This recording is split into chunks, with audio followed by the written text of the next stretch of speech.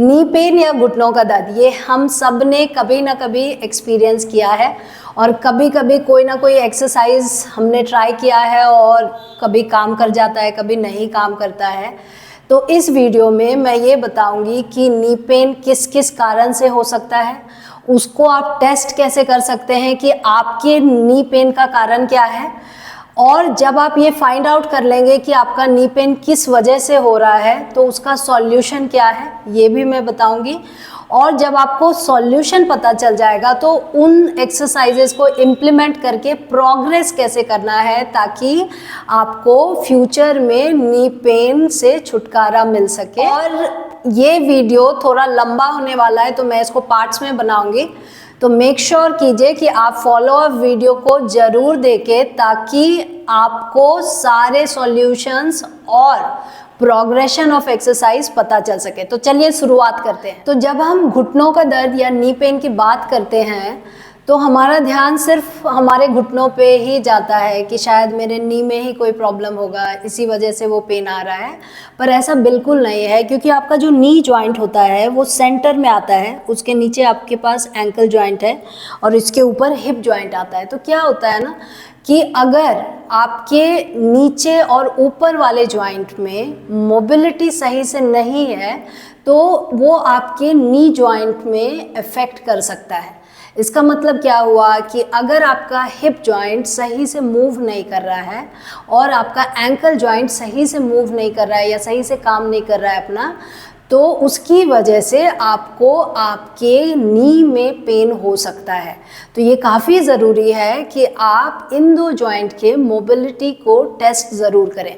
तो अभी मैं आपको ऐसे 4 टेस्ट दिखाऊंगी जिससे आपको ये पता चल जाएगा कि आपका हिप और एंकल उसमें कुछ प्रॉब्लम है या नहीं। तो सबसे पहले हम चेक करेंगे अपने हिप मोबिलिटी को।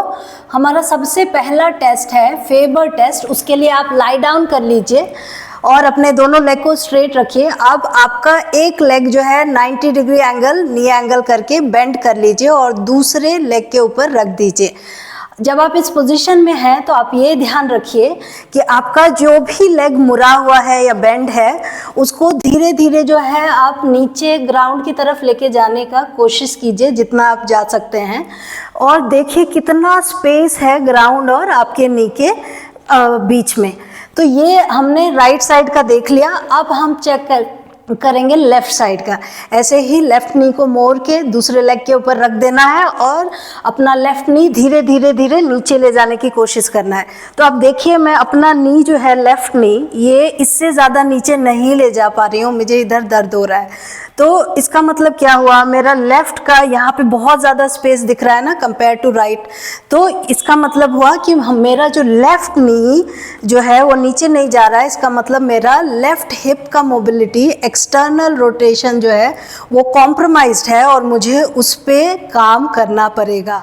तो हमारा दूसरा टेस्ट है हिप मोबिलिटी का इंटरनल रोटेशन कितना अच्छा है। तो चलिए चेक करते हैं। इसके लिए आपको एक चेयर चाहिए, चेयर पे अच्छे से बैठ जाइए। अपना स्पाइन जो है स्ट्रेट रखना है, अपना थाई फिक्स रखना है, ऐसे झुकना नहीं है, साइड की तरफ ऐसे बेंड नहीं होना है, थाइज को उठाना नहीं है, आगे पीछे कुछ नहीं करना है, अपना फिक्स रखिए। दोनों थाई आपका जो नी है हिप्स विद अपार्ट और पीछे जो है बैठ जाइए, अपना स्पाइन स्ट्रेट रखिए, दोनों हाथों को अपने थाई के ऊपर रख दीजिए। अब क्या करेंगे, आप जो है अपना राइट फुट धीरे धीरे बिना किसी पोस्चर में चेंज किए हुए आप धीरे धीरे राइट साइड लेके जाएंगे। और ध्यान रखिए आपका नी का जो एंगल है वो 90 डिग्री बेंड रहना चाहिए, ऐसे ओपन करके नहीं करना है। तो आपको नी का एंगल 90 डिग्री मेंटेन करते हुए आप साइड की तरफ लेके जाइए। देखिए कितना लेके जा सकते हैं। तो ये मैंने राइट की तरफ टेस्ट कर लिया, अब मैं लेफ़्ट की तरफ टेस्ट करूँगी। तो देखिए मेरा लेफ़्ट का जो नी है फुट है वो लेफ़्ट की तरफ इतना ही जा पा रहा है, इससे ज़्यादा नहीं जा पा रहा है। अगर मैं फोर्स करे तो मुझे दर्द हो रहा है। तो इसका मतलब क्या हुआ कि मेरा लेफ़्ट हिप का इंटरनल रोटेशन भी कॉम्प्रोमाइज्ड है।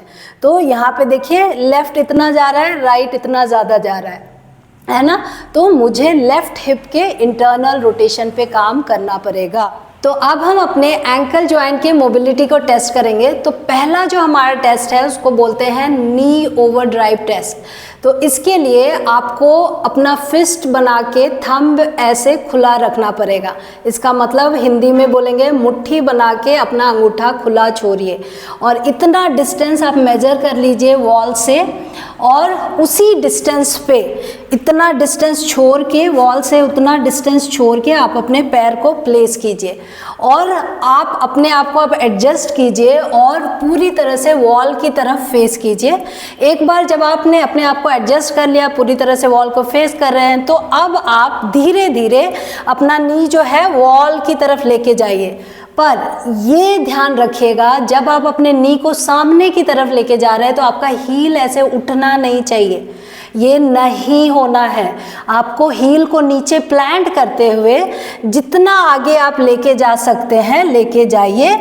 और अगर आप वॉल को टच कर पा रहे हैं, इसका मतलब क्या हुआ कि आपका एंकल मोबिलिटी कॉम्प्रोमाइज नहीं है, और इसको लेफ़्ट और राइट दोनों साइड में चेक करना है और जिस साइड का मोबिलिटी कॉम्प्रोमाइज है उस पे काम करना है। तो आज का हमारा आखिरी मोबिलिटी टेस्ट, उसका नाम है टिबियल इंटरनल रोटेशन टेस्ट।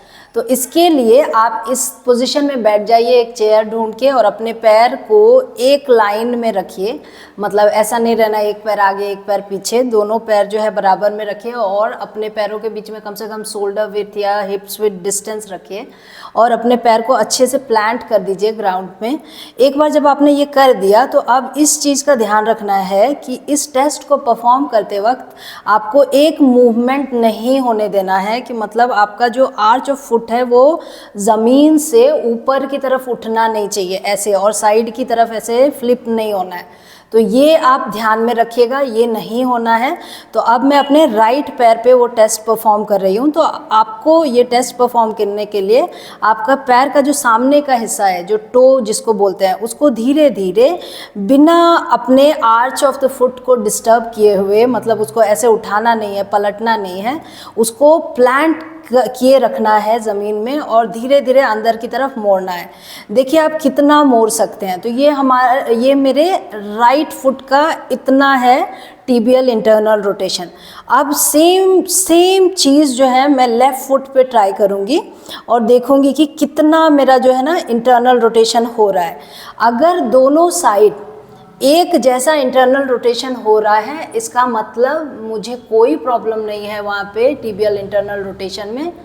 अगर मुझे जो है लेफ़्ट साइड में ज़्यादा रोटेशन हो रहा है, मतलब मैं ज़्यादा अंदर ले सक रही हूँ, राइट साइड बिल्कुल नहीं हो रहा है, तो इसका मतलब जिस साइड पे मैं इंटरनल रोटेशन नहीं कर पा रही हूँ उसको इम्प्रूव करने के लिए मुझे जो है एक्सरसाइज करना पड़ेगा। तो आज के लिए इतना ही। आज हमने सीखा कि हिप और एंकल जॉइंट के मोबिलिटी को टेस्ट कैसे करना है।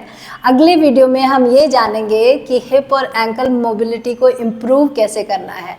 तो आशा करती हूँ ये वीडियो आपको हेल्प करेगा। मिलते हैं अगले वीडियो में। Thank you so much for watching. This is coach Swati.